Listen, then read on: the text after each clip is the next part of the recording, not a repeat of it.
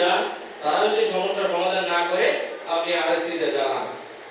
তবে জিনিসটা যাতে এমন না হয় যে থানায় আসছি চাচার নামে একটা মামলা দিয়ে যায়, জিনিসটা যাতে এমন না হয়। আপনাকে আমরা নাম্বার দিচ্ছি, আপনাকে আমরা অভিযোগ করতে বলছি, কিন্তু সেগুলোর জন্য অবশ্যই সৎ থাকতে হবে।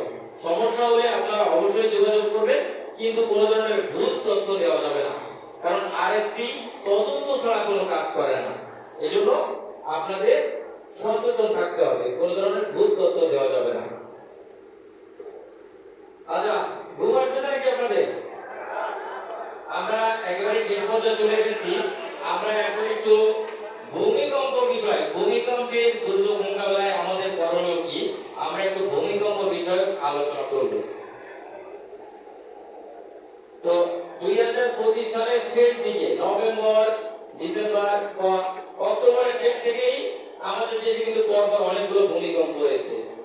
নভেম্বরের 21 তারিখ সবচেয়ে বড় ভূমিকম্পটা আমরা হয়তো সব অনেকেই অনুভব করতে পেরেছি। তো আপনারা কোথায় ছিলেন ভূমিকম্পের দিন? বাসায়। বাড়িতে? বাসায়। কারণ ছিল না? জি। যাক। তো ভূমিকম্প মূলত একটি প্রাকৃতিক দুর্যোগ, এটি যে কোনো সময় যে কোনো জায়গায় হতে পারে, এইটা আমাদের কারো কোনো হাত নেই, তাই তো? এজন্য আমাদের কিছু পূর্ব প্রস্তুতি রাখতে হবে। ভূমিকম্প কখন হয় আমরা তো জানি না, এজন্য আমাদের কিছু পূর্ব প্রস্তুতি রাখতে হবে। যেমন আমাদের কারখানাতে যে সকল র‍্যাক বা সেলফ আছে, সেগুলো আমরা দেয়াল বা ফ্লোরের সাথে আটকে রাখতে হবে, যাতে সেগুলোতে স্টোর করা মালামাল ভূমিকম্পের সময় পড়ে না যায়, পড়ে গিয়ে আমাদের চলাচলে প্রতিবন্ধকতা সৃষ্টি না করে।